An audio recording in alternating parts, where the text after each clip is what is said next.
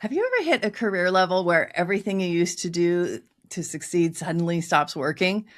The problem here is not usually a skills gap, it's an identity gap.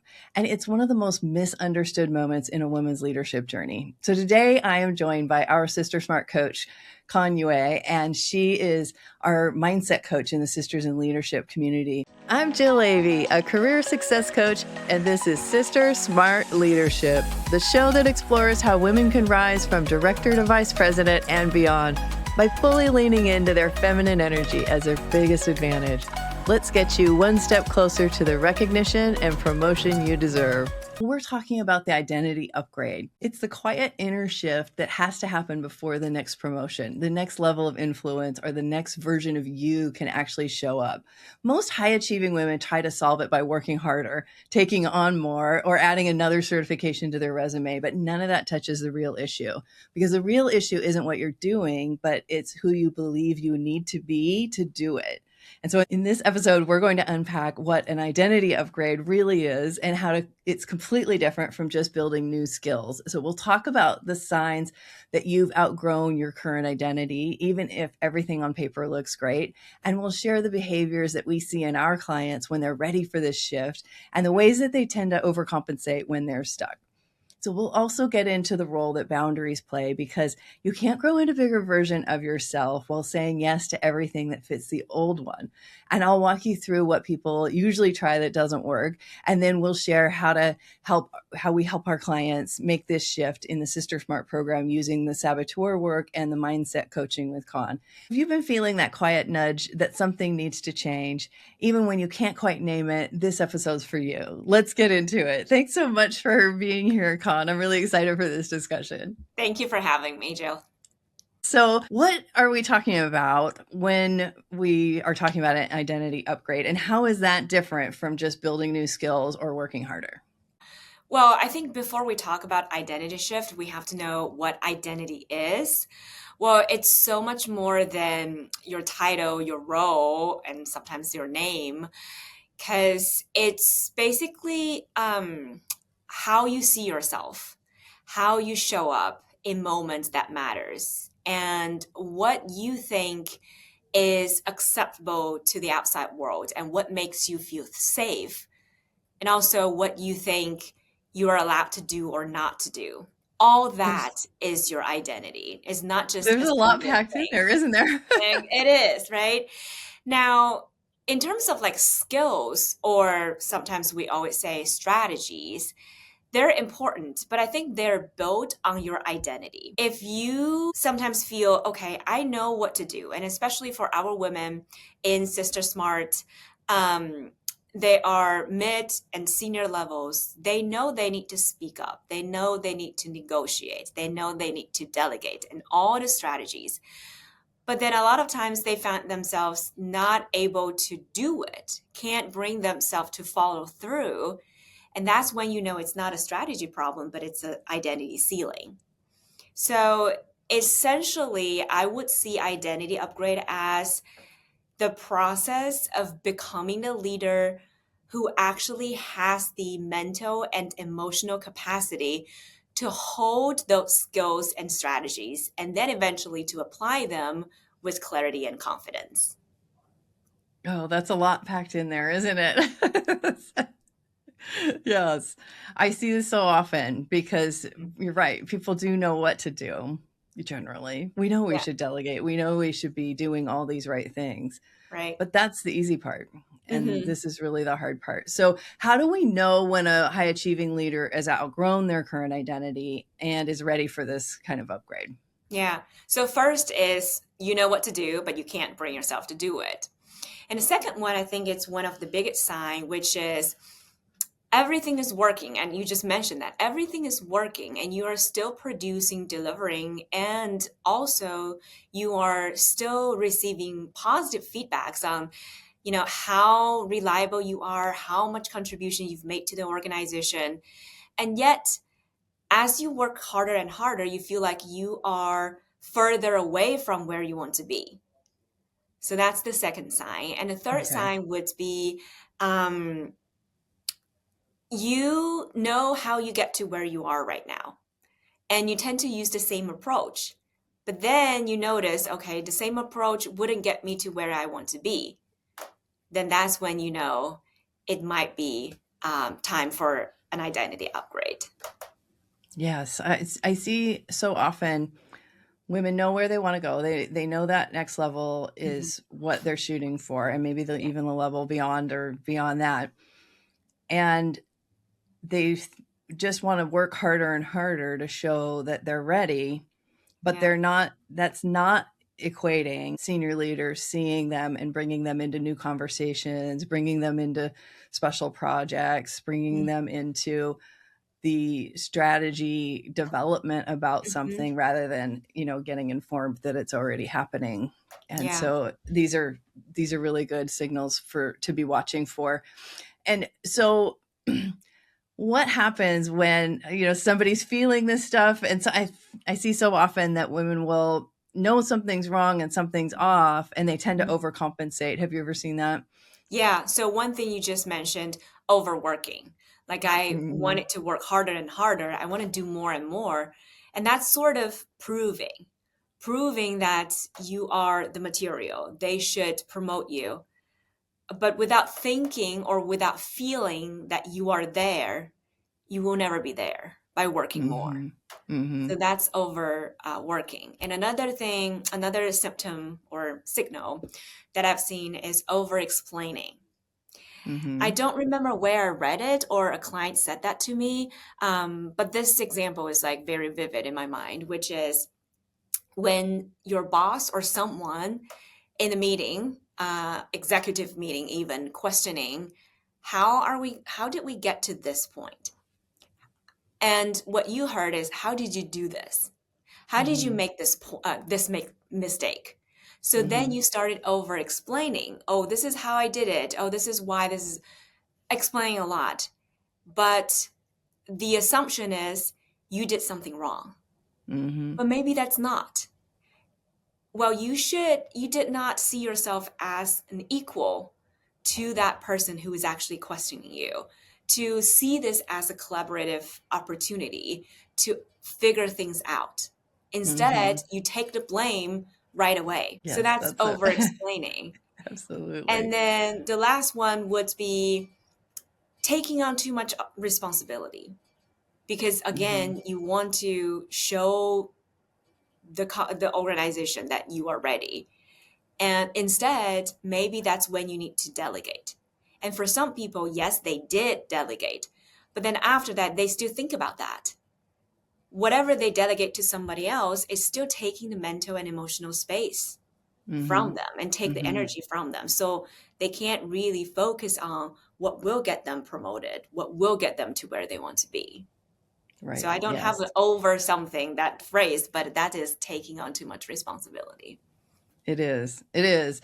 And what happens with this is that women can feel burned out. They can feel exhausted. And the worst part is that sometimes they will then hold themselves back from going for that bigger role because they think that bigger role is only going to make them feel worse.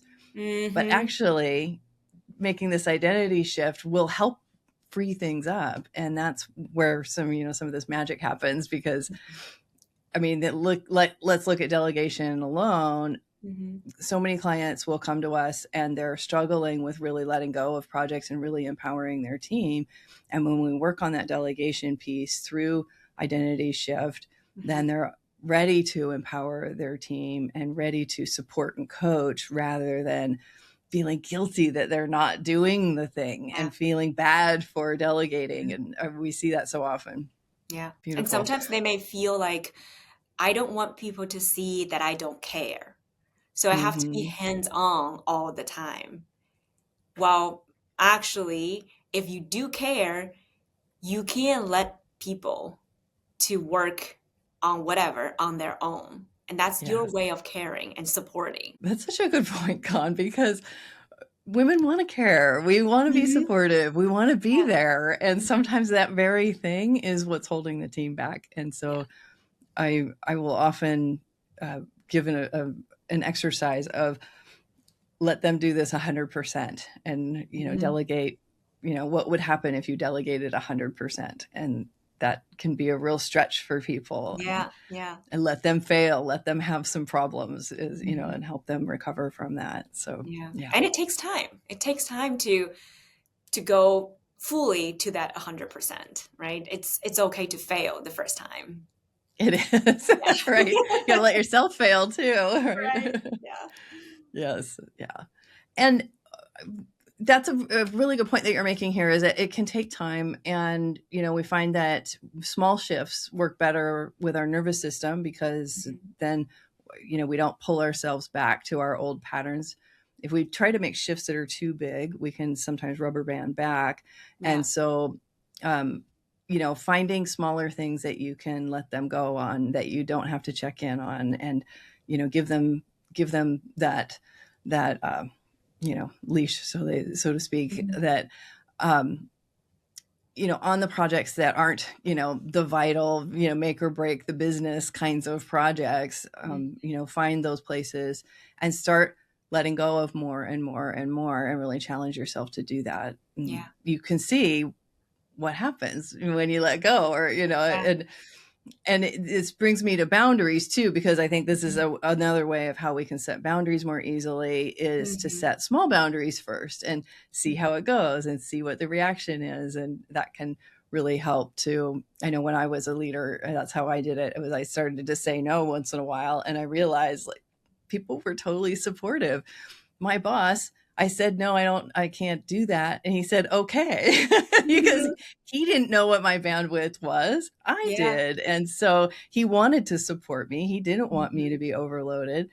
And I actually just needed to communicate what my workload felt like, Yeah. and to, and I got the support for it. And so Mhm. then that empowered me to do a little bit more and a little bit more, and really trim back what I was working on, Right. because I'd been doing that overproducing that you were just talking about. Yeah. Yeah, I'm glad you actually mentioned setting boundary, because I really think boundaries are um, a prominent indicator of whether you can or whether you need an identity upgrade or not. Because oftentimes we think setting boundary is a communication skill or a Hmm. time management skill. Hmm. But both of them are actually built on the fact that you believe you have something to protect, whether that's Right. your time or your mental space or your emotional, like you said, bandwidth. And it's built on the fact that you decide on protecting them and follow through. Like the fact you actually communicate that with your boss is after the decision that I need to protect that. Hmm. And my time, my attention is worth protecting.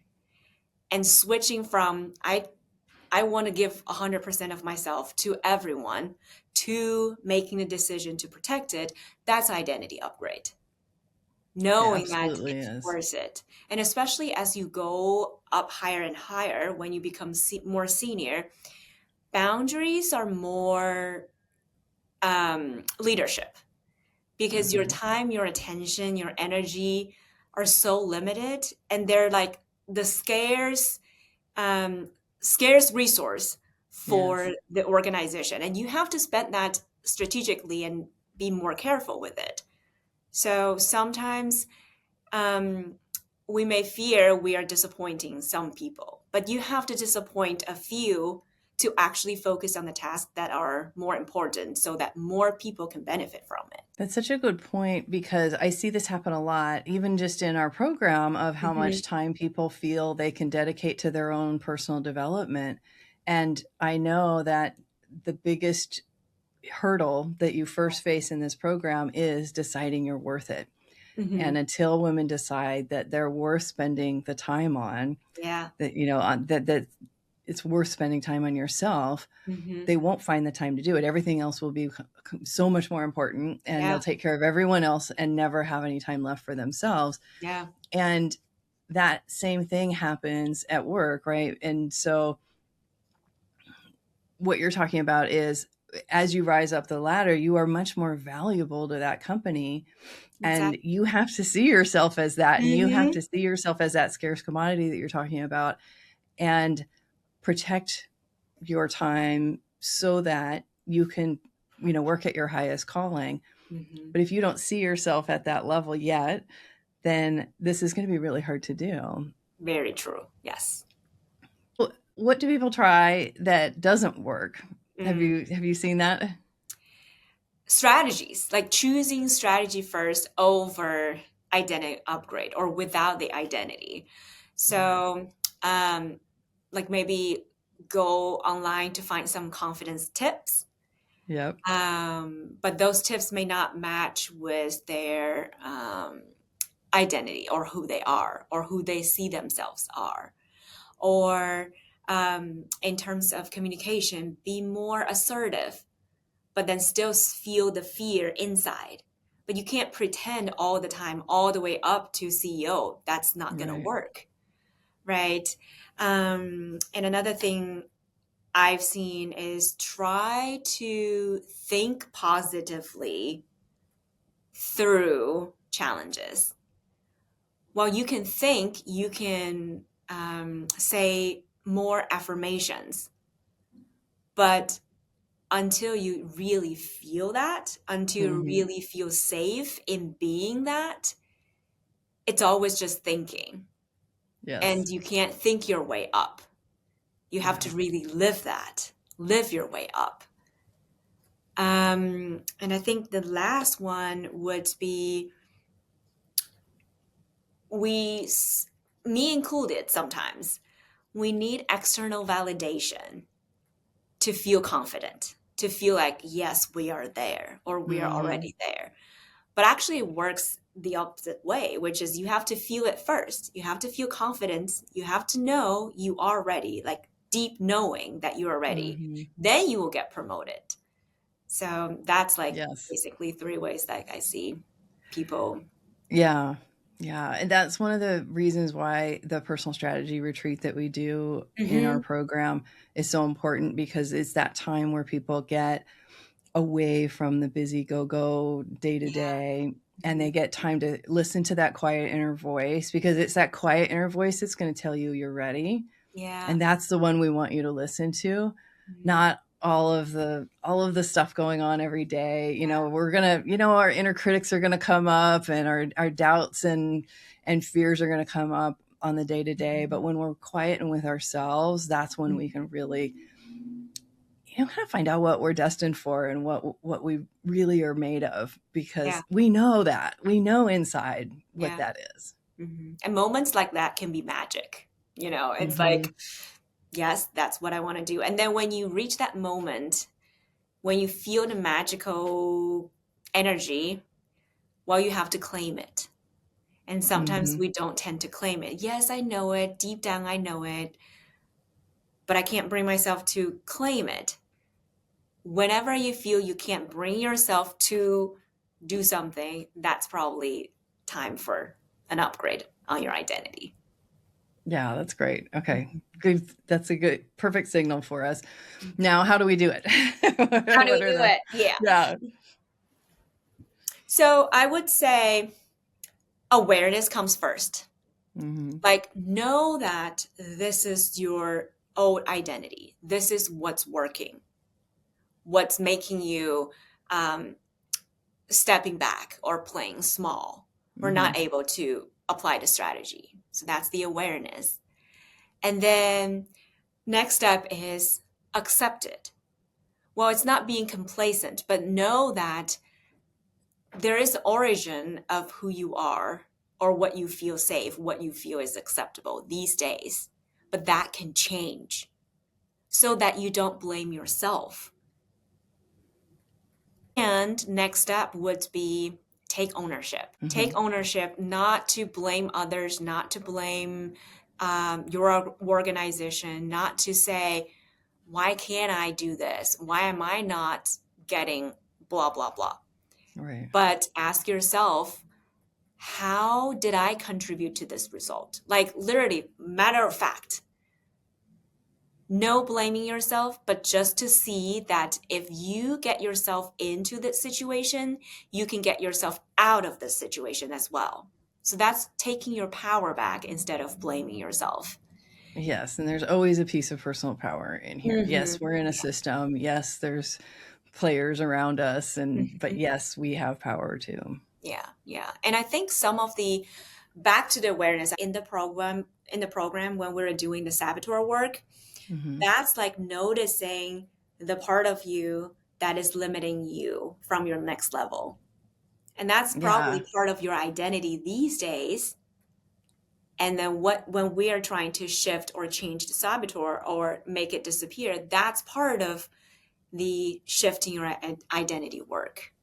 Yes. I'd like to stay on that for a second and explain a little bit about the saboteur work, because it's some of the most powerful work that we do in this program, where we use what's called the PQ Bootcamp, and we have people work with their saboteurs, which are these inner critic voices that we all have. And Mhm. there's 10 universal ones. And so everybody has some combination of their top saboteurs. And these are the things that we say to ourselves of, you're not any good at this, you're never going to make it, you got to work harder, you're only as good as your last achievement, you got to make everybody happy. It's these Mhm. kinds of things. And we can often, it's really neat to watch our clients realize that those voices aren't them. And Yeah. so we so often think it's us and this is who we are, and we really aren't good enough. And when we Mhm. realize it's just a saboteur talking, and we Yeah. can learn how to work with them so Mhm. that we're working with them, and we understand that they're a psychological mechanism to keep us safe, and they're not something we need to be scared of or feel Yeah. bad that we have them. Mhm. But then, to your awareness point, we can be aware that this is what's happening, and that's just a thing, but it Mhm. doesn't have to define us.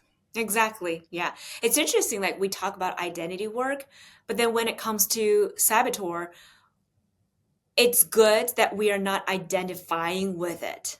It's Yes. not us, it's just part of us that's Yeah. coming from something else, and we can definitely shift it.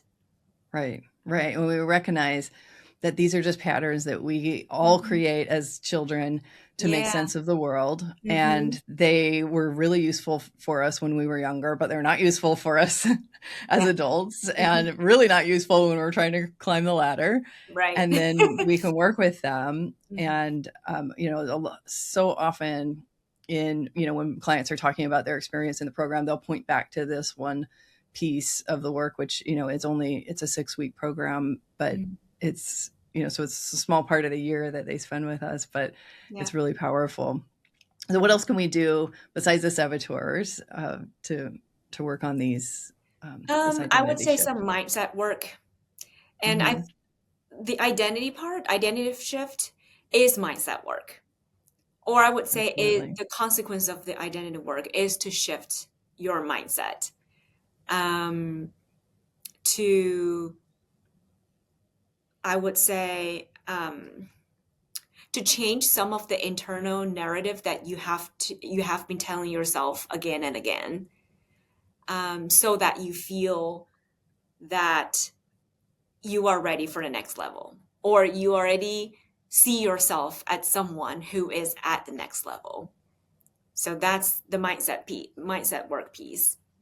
Yeah, fantastic. Mhm. So, what are some things I always like to end every episode with some real concrete things that our listeners can Mhm. do? So, we like to give them 3 shifts that they can make, how we can take some steps towards making this identity Okay. shift. Well, let's start with the awareness, which is your old identity. Whenever you feel you're in a situation where you can't bring the strategies or the knowledge that you know to work, ask yourself what identity is talking or is working here. So that's like how you figure out what your old identity is. Is it because I'm trying to please everyone? Is it because I am working too hard? Is it because I want to be easygoing? Or is it because I think being reliable is number one character that I should embody?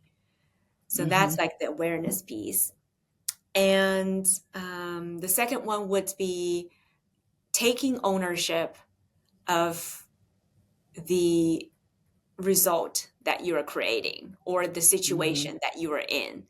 So shifting from why is this happened to me to how did I create this result?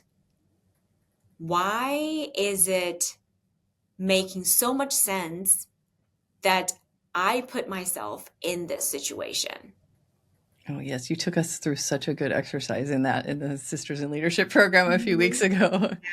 But the key is no self-blaming, just Mm-hmm. observing. Mm-hmm. So that's the second one. And the third one would be, speaking of saboteur, my number one saboteur a few years ago was people pleasing. Well, it's not my number one anymore, but still I see a lot of women actually has that as their number one or number two. I do too. So a third practice we can do is, how can I shift from seeking likability to leadership? So a good question to ask is, if I don't need to be liked right now, what would I need to do? What can I do if I don't need to be liked as a leader? Yeah. So that's 3 questions that we can always ask ourselves whenever we are making a decision or going to take actions. That would be a good starting point. Excellent. So, and I made a little workbook for you if you want to do that exercise. So you can download that. We'll put the link in the show notes and, just walk you through those steps. You don't have to remember them. Thanks so much for this discussion, Kan. I know that it's such an important topic, and I'm really glad that we got to talk about this today. So I'm so glad to have you here. Yeah. Thank you. It's my pleasure. Thank you for watching. Here's my community insight question for you. If you're watching on YouTube, I'd love to hear your answer in the comments. What's one behavior that you're noticing in yourself right now that tells you you've outgrown your current identity? Maybe it's the overworking, maybe it's the over-explaining, maybe it's that quiet voice telling you that you're ready for more, but you're not quite sure how to step into it. Share it with us. This insight might be exactly what another woman in this community needs to hear today. So your next step action is to download our free identity upgrade guide in the show notes. And it walks you through the 3 shifts that we talked about today. So you can start spotting where your old identity is holding you back and begin stepping into that bigger version of yourself. Take 20 minutes this week, grab a cup of tea and go through it and bring it back to the basics and give yourself space to really listen to what comes up. So if you're a female leader who wants to make a bigger impact by leading at a higher level in your career, subscribe either on YouTube or wherever you listen to your favorite podcasts. We're on a mission to help more women succeed in leadership so that our world gets the benefit of what women bring to leadership. And if that's aligned with you, we'd love to have you be part of this community and tune into more episodes on SisterSmart leadership that will support success for us all. So we'll see you in the next episode. If you're ready to fully lean into your feminine leadership and get promoted from director to vice president and beyond, hit that subscribe button so you'll get all the episodes to come. And check out the recommended video here to see how women are rising up without playing by the old rules that built these male-dominated industries and systems.